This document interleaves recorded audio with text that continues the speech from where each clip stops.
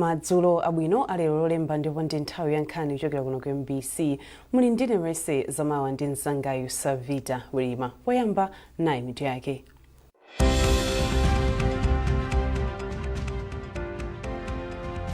President Chakwera wapempha bungwe la Malawi Housing Corporation kuti limange nyumba zochuluka pofuna kuchepetsa vuto la kusowa kwa nyumba mdziko muno.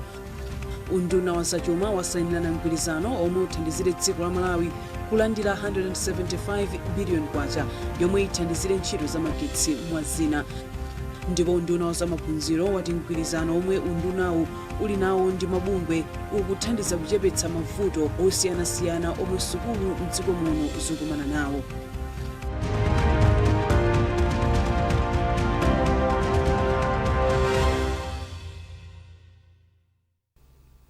Tsopano nkhanizi mwatsatanitsatani. President Dr. Lazarus Chakwera wapempha bungwe la Malawi Housing Corporation kuti limange nyumba zochuluka ngati njira imodzi yochepetsera vuto la kuchepa kwa nyumba mdziko muno. Dr. Chakwera walankhula izi lero pamene amakhazikitsa ntchito yomanga likulu la bungwe la Malawi Housing ku area 20 mu mzinda wa Lilongwe. Isaac Jali wafika ndi ripoti. Boma la Malawi kudzera ku unduna oona za malo ndilo layitanitsa msonkhano okambirana za nyumba mogwirizana ndi mabungwe a Habitat for Humanity, Catholic Services mwaena chabe ndi cholinga chofuna kukambirana mavuto okhudza nyumba mdziko muno komanso kupeza njira zimene zingathandize kuti anthu azimanga nyumba pa mtengo wabwino komanso zolimba zopirira ku ngozi zogwa mwadzidzidzi. Polankhula potsekulira msonkhanowo, President wa dziko lino Dr. Lazarus Chakwera anati boma lake likudziwa kuti mdziko muno nyumba ndi zoperewera ndi kuti bomalo layika ndondomeko zothandiza kuchepetsa vuto limeneli. Dr. Chakwera anati ngati poyambira boma likumanga nyumba zokwana 10,000 za asilikali ankhondo, apolisi, oona za ndende komanso oona za anthu olowa ndi kutuluka mdziko muno pofuna kuchepetsa mavuto amene amakumana nawo kamba kakusowa kwa nyumba. Kuonjezera pamenepa, mtsogoleri wa dziko linoyu anati boma layambapo kale ntchito yomanga nyumba zokwana 250,000 mdziko muno mzaka 10 zikudzazi mogwirizana ndi mayiko ndi mabungwe osiyanasiyana. Lero ndili okondwa kulengeza chiyambi cha project imeneyi yomwe tikuyitcha Project 250. Ndiye poti ine zongoyika miyala ya maziko simfuna.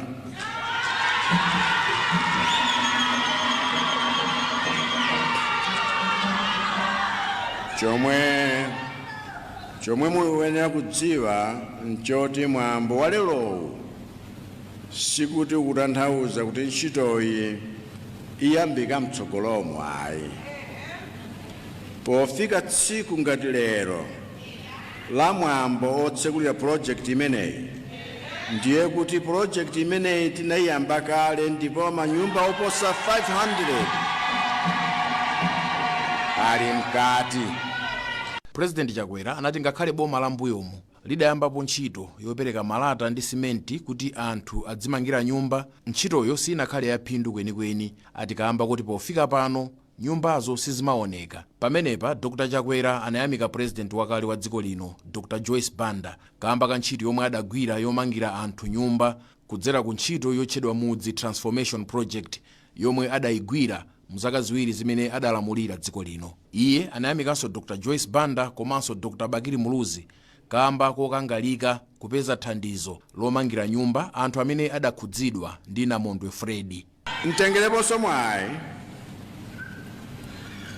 kuthokoza olemekezeka a Dr. Bakiri Muluzi ndi a Dr. Joyce Banda, atsogoleri akale omwe ndi akazembe abwino a nyumba ndi mabwezi wonse chifukwa cha thandizo la nyumba lomwe linaperekedwa ndi mayiko ena pamene dziko lino linakanthidwa moopsa ndi namondwe wa Fredi. Mtsogoleri wa dziko linoyu anatsimikizira Amalawi kuti pamene ena akulimbikira kwambiri nkhani za ndale, iye wadzipereka kutumikira Amalawi mcholinga choti pomaliza pa ntchito yake yotumikira Amalawi mchaka cha 2030 anthu adzayamike ntchito za chitukuko zimene wagwira. Pamwambo aunduna owona zamalo anaonetsa mapulani atsopano amene anthu azigwiritsa ntchito pomanga nyumba zosalowa mthumba m'madera amtawuni ndi kumudzi komwe, ncholinga choti pofika mchaka cha 2063 nako kumudzi kudzaoneke ngati kutawuni. Poyambirira, purezidenti wa dziko linoyu anakayika mwala wa maziko pomwe amange ofesi yatsopano la bungwe loona za nyumba la Malawi Housing Corporation.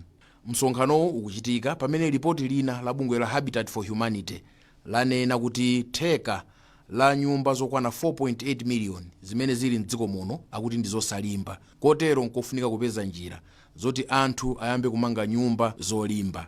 Isaac Jali, MBC, Lilongwe.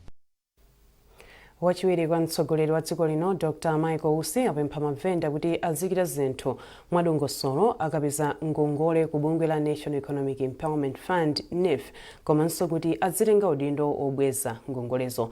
Dr. Usi anena izi mu mzinda wa Blantyre pomwe anayendera mavenda pa msika wa Ndilande. Tili ndi zambiri mu ripoti ili. Panali chisangalalo pa msika wa Ndilande mu mzinda wa Blantyre pomwe wachiwiri kwa mtsogoleri wa dziko lino Dr. Michael Usi anayendera mavenda a mu msikawo. Dr. Usi anacheza ndi mavendawa kumvetsera nkhawa zawo kuphatikizapo zovuta maka pakapezedwe kangongole. Wachiwiri kwa mtsogoleri wa dziko linoyu poyankha ku nkhawazi anatsimikizira anthuwa kudzipereka kwa boma pothandiza mabizinesi ang'onoang'ono ndi amalonda kuti atukuke popeza ngongole, ndipo anawalangiza kuti azibwezanso ngongolezo akatenga. Kuno kundilande zoti kuli mavuto ndikuziwa. Pamene ndimabwera kuno wina wache ananena kuti usapite. Ukapita kumeneko kukavuta sakakulandira. Ndikuona kuti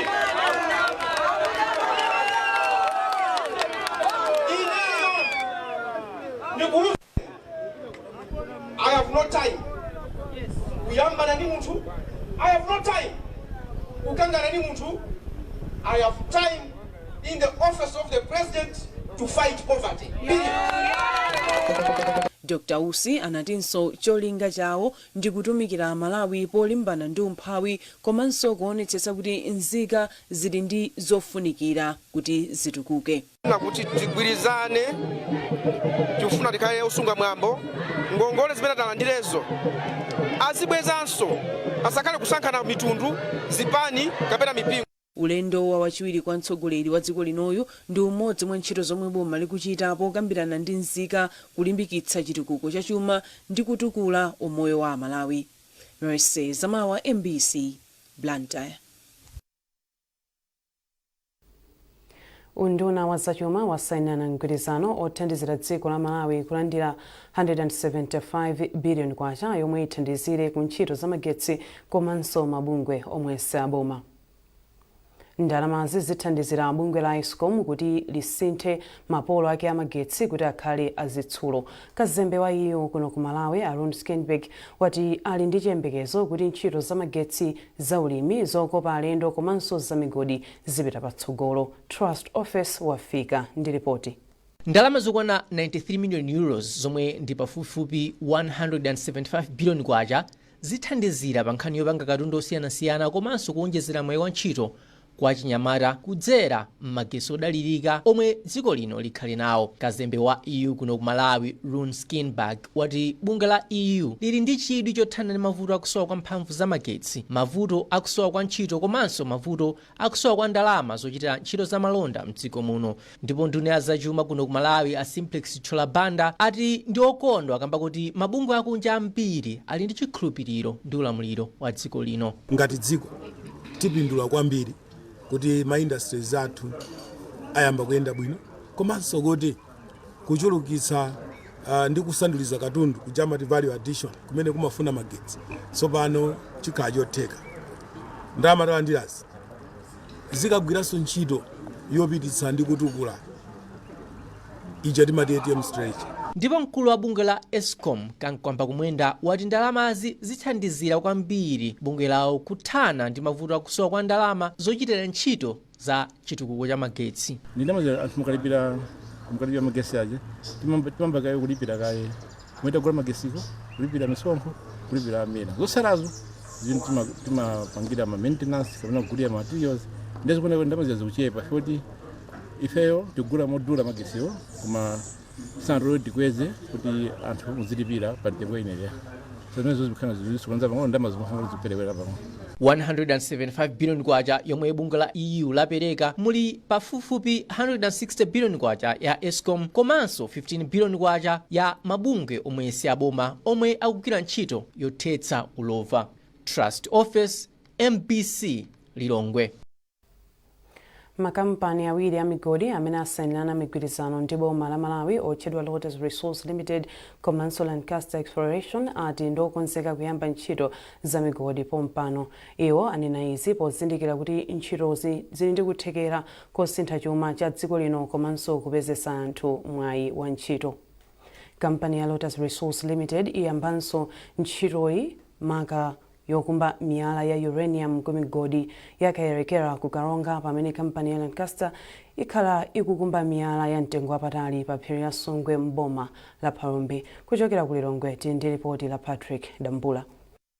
Kusayinirana kwa migwirizano imeneyi kwadza patapita zaka pafupifupi ziwiri mbali zonse zokhudzidwa zikukambirana. Izinso zatheka kamba ka nthambi yoonetsetsa kuti ntchito za boma zikutheka yotchedwa Presidential Delivery Unit yomwe inagwira ntchito yotamandika msabata ziwiri zapitazi. Izi zikusonyeza kuti boma la Malawi ndi lodzipereka kwathunthu potukula chuma cha dziko lino komanso kupezetsa anthu mwayi wa ntchito kudzera mu ntchito za ulimi, zokopa alendo komanso za migodi. Mkulu wa kampani ya Lazarus Resources Keith Boyce anati ndokonzeka kuyambiranso ntchito zokumba miyala ya uranium ku mgodi wakayerekera ku Kalonga omwe udatsekedwa zaka zapitazo. Iwo akuti choyambirira koma kukhala kukonzanso zinthu pa mgodiwu kamba kakuti wakhala nthawi yayitali usagwira ntchito.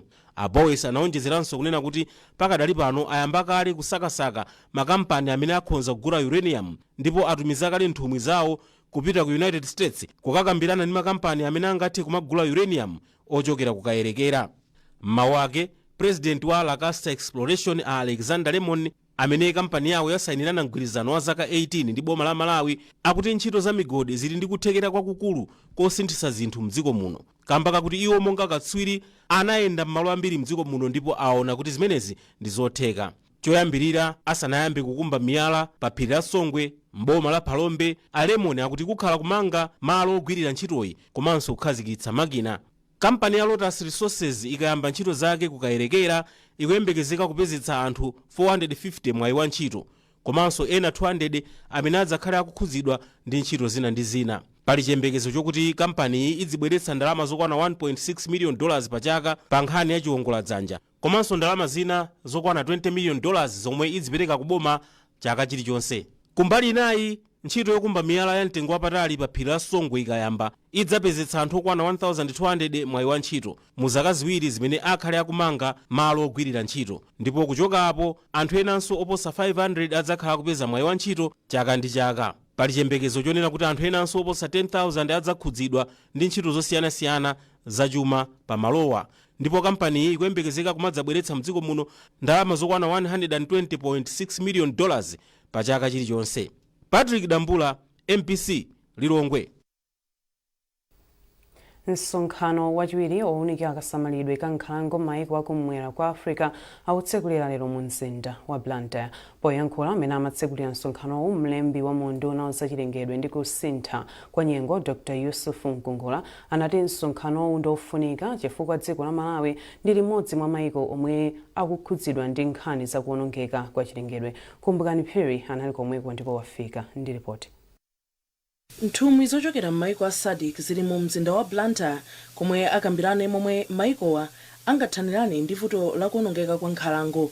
Mlembi wamkulu mu unduna wa zachilengedwe ndi kusintha kwa nyengo Yusuf Nkungula ati msonkhanowu ukugwirizana ndi zomwe dziko la Malawi likuchita pofuna kupulumutsa nkhalango ndi zachilengedwe. Mwambo umenewu ndi kwenikweni wokambirana nkhani yokhudza mmene tingasamalire zachilengedwe makamaka poyang'ana nkhalango komanso kuti ndi mavuto anji amene akubwera kuti nkhalango zathu zizinkazichepera komanso tingazisamale motani. Tili ndi mayiko osiyanasiyana makamaka kuno kumwera kwa Africa amene akugwira ntchito yosiyanasiyanaso kuchokera ku bungwe lija timati Global Environmental Facility GEF imene imapereka thandizo kuti anthu asamalire zachilengedwe makamaka nkhani za nkhalango. Nde msonkhano umenewo ndiwoti maiko osiyanasiyana akambirane kuti kodi ntchito imene ikuyenda bwanji nanga ku Malawi kuno ndi zabwino ziti zimene angaphunzirepo komanso mavuto ati amene tikumana nawo kuti mwina kutsogolo titha kuchita bwino.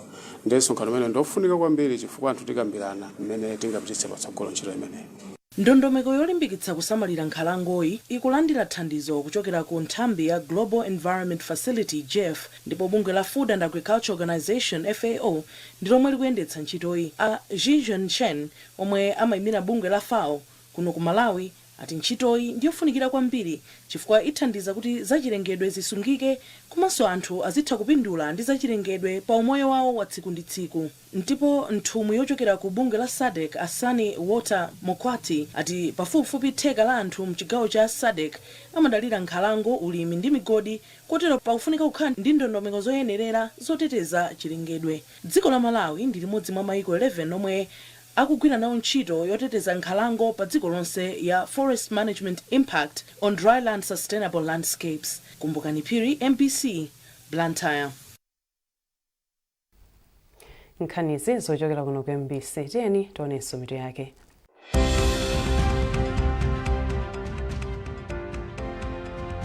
President Chakwera wapempha bungwe la Malawi Housing Corporation kuti limange nyumba zochuluka pofuna kuchepetsa vuto la kusowa kwa nyumba mdziko muno. Unduna wa zachuma wasayinirana mgwirizano omwe uthandizire dziko la Malawi kulandira 175 billion kwacha yomwe ithandizire ntchito za magetsi mwa zina. Ndipo unduna wa zamaphunziro wati mgwirizano omwe undunawu uli nawo ndi mabungwe ukuthandiza kuchepetsa mavuto osiyanasiyana omwe sukulu mdziko muno zikumana nawo.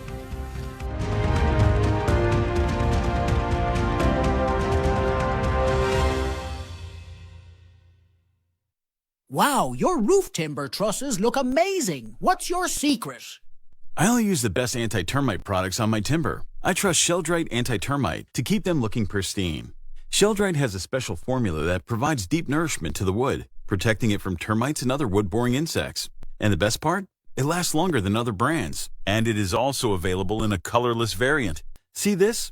With Sheldrite, the liquid penetrates deep into the wood. But with this other brand, it barely covers the surface. Don't settle for cheap products. Choose Sheldrite. It's the premium choice. Sheldrite, the very best. A qualification that one gets from a university remains part of one's identity throughout life. So choosing a university involves years. We have been offering undergraduate and postgraduate studies in education, public health, computer engineering, environmental management, food security and nutrition, agriculture, accountancy, business management, journalism and development communication, agribusiness, theology, development studies and human rights. To access the application form, visit our website www.unlia.ac.mw or call 0887 733 567 or visit our central office in Mzuzu or any of our campuses. Apply now for the September intake. University of Livingstonia, developing principled and transformative leaders for the glory of God.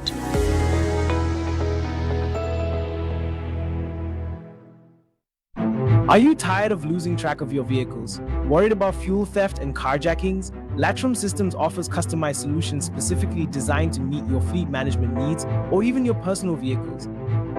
Introducing our advanced vehicle tracking system for Malawi. With real-time GPS monitoring, you'll always know where your fleet is. Prevent fuel theft and unauthorized usage with remote engine cutoff and geofencing alerts. Keep your drivers and cargo safe with our anti-hijack features. The moment trouble starts, we'll know and can take immediate action. Our advanced tracker can also limit the speed of the vehicle to meet road regulations and help you avoid hefty fines. Did you know? Latrum Systems also offers a full suite of ICT solutions, which includes computer networking, biometric access control, and CCTV systems. Stay tuned for our next jingle on Latrum's biometric solutions. Latrum Systems. Technology that drives your success.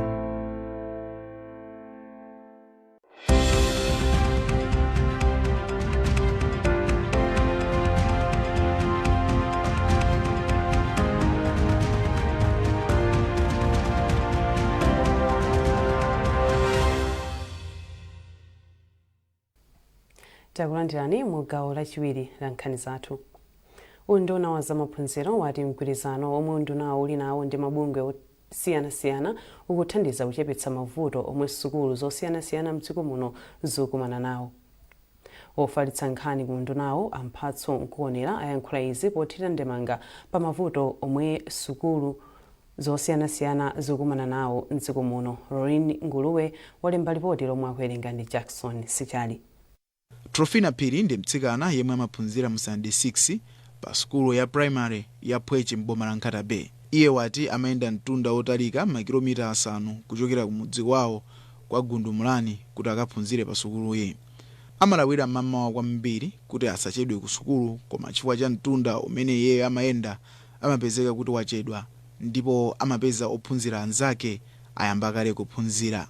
Chimandionekera kuti ne ndizichedwa sukulu, ndiye ngati timachedwa sukulu azati timapeza kuti aphunzira kale zina. Povomerezana ndi zomwe wadandaula Trofina, membala wa komiti ya makolo pa sukuluyi Agnes Manda wati ndizoona kuti ana ambiri pa sukuluyi amayenda mitunda italiitali kuti akafike ku sukulu. Atsikana monga Trofina amangusira sukulu pa njira kamba kotopa ndi kuyenda mitunda italiitali. Mayiwa atinso atsikana ena amasiya sukulu ndi kumapita ku banja chifukwa cha vutoli komanso umphawi. Banyake bana bali msinthengwa before ndamalize masukulu yayi. Ndizoona atsikana ena akangotha msinkhu wa malowa mbanja sanamalize sukulu. Wachiri kwa mphunzitsi wa pa sukuluyi Festus Ngoma wati sukulu zikamayamba amakhala ndi chiwerengero chachikulu cha ana, koma akamapitirira chiwerengero chimachepa kamba kuti ophunzira ambiri amasiya sukulu ndipo ophunzira ochepa kwambiri amafika mu standard 8. Mavuto akulu amene panopa pa sukulu yathu ya Pweche timakumana nawo ndi kutalika kwa mtunda komwe ana amachokera. Sukulu yathu ino ndiyoti ili ndi mafumu angapo ndithu msemo machokera ana koma distance yake ndi yaitali kwambiri. For example, the nearest distance ndi Kafyanda as well as Vinjeru, koma ma village ena ndi kutali.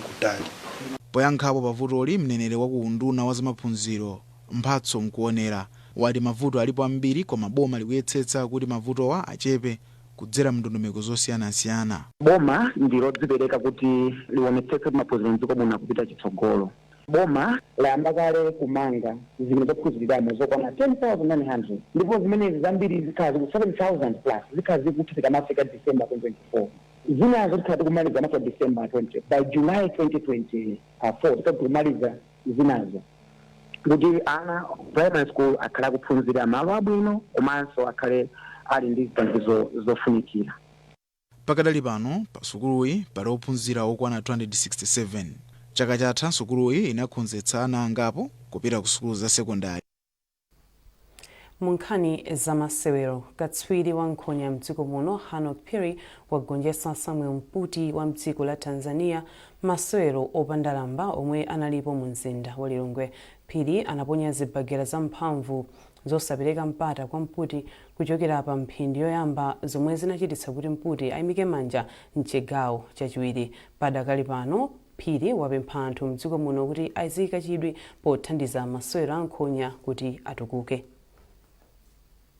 Faidi ninayikonza kuti malaundi atatu okha anthu azathe kuonera, koma amene anayankhulira kuwaine kuti iwo ndi asilikali achoka ku ame yaochokera ku dziko la Tanzania, ndikunena kuti malamba amene ali ndi ine akutanthauza palibe pa uchampion wanga.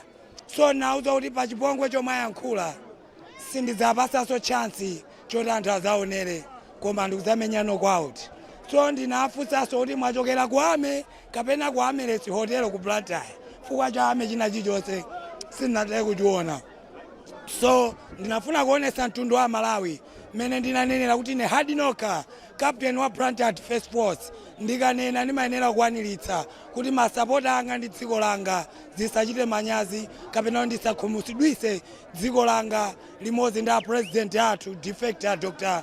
Lonzo Zimba ndiye nawo sokonda masewera ankhonya. Koma tikupempha anthu ena onse akufuna kwabwino kuti atigwire dzanja pamene miyezi iwiri kubwerayi ndikhala ndikulowa palingi ndikusowa thandizo lawo. Komanso ngati pali mamaneja kumene aliko ndili pano ndili ndi vuto loti ndifuna manager ndikhale ndi thandizo lokwanira ndikhale okhazikika tayambizi kandu panga training osati kusakaso ndrama. Ndipo pomaliza nkhanizi nayiso mitu yake.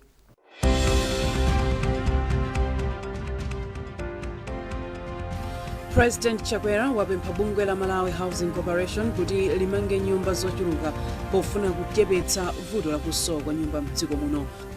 Unduna wa zachuma wasayinirana mgwirizano omwe uthandizire dziko la Malawi kulandira 175 billion kwacha yomwe ithandizire ntchito za magetsi mwa zina.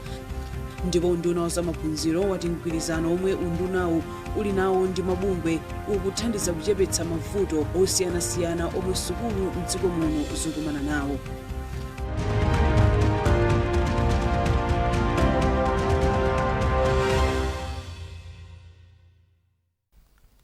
Pezani zambiri pa mbc.mw, mbc digital, tsamba lathu la Facebook, Instagram ndi X. Munali ndine Mrese Zamawa ndi mzanga Yusafita Wilima, tukufunirani usiku opambana.